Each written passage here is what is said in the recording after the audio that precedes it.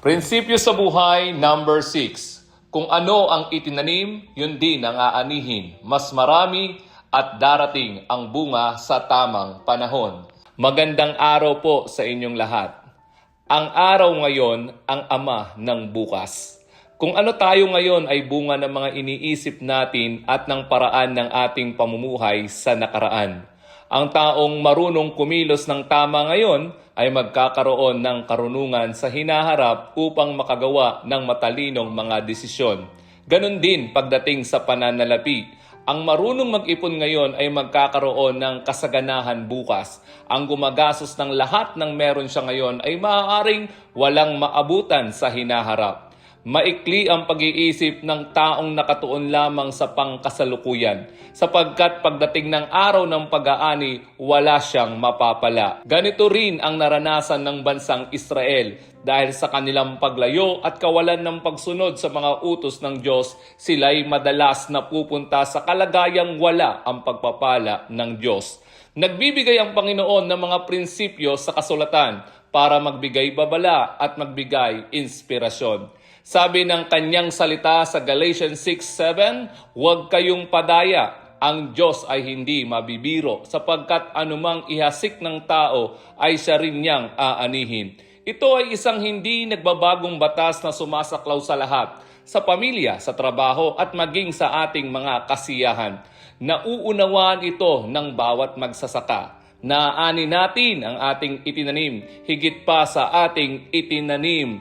Ngunit ang bunga ay dumarating sa tamang panahon.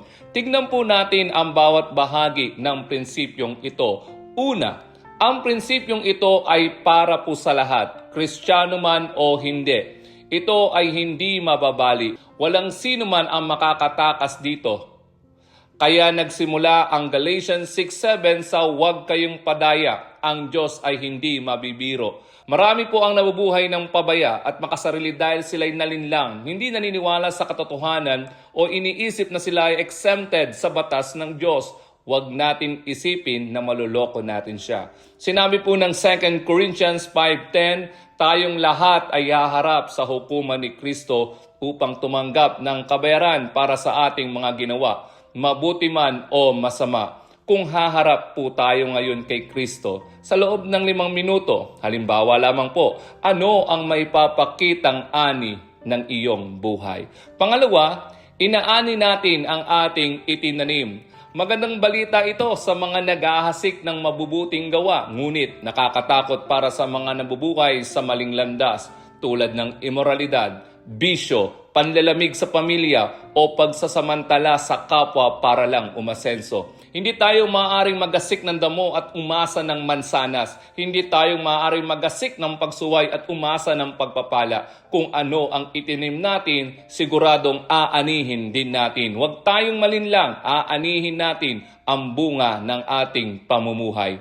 Ikatlo, higit pa ang ating aanihin kaysa ating itinanim. Nagtatanim ang magsasaka dahil alam niyang mas marami ang aanihin niya kaysa sa itinanim niya. Mula sa isang maliit na binhi, maaaring tumubo ang daang-daang binhi. Ganito rin sa kasalanan at katuwiran. Ang maliit na desisyon, mabuti man o masama, ay nagbubunga ng mas malaki para sa kagalakan o sa kalungkutan.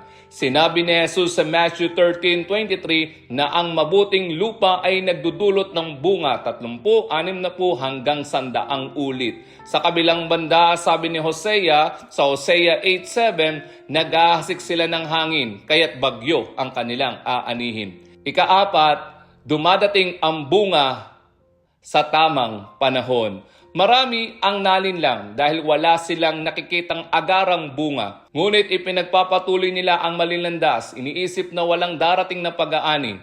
Tandaan, ang iba'y ani mabilis, ang iba'y matagal. Ngunit tiyak na darating ang panahon na ito. At kung tayo'y matapat, nagbibigay ng higit sa hinihingi at lumalakad ng tapat sa kabila ng hirap, tiyak ang masaganang bunga sa hinaharap. Sapagkat ang ating Ama sa langit ay tapat. Tinutupad niya ang kanyang mga pangako.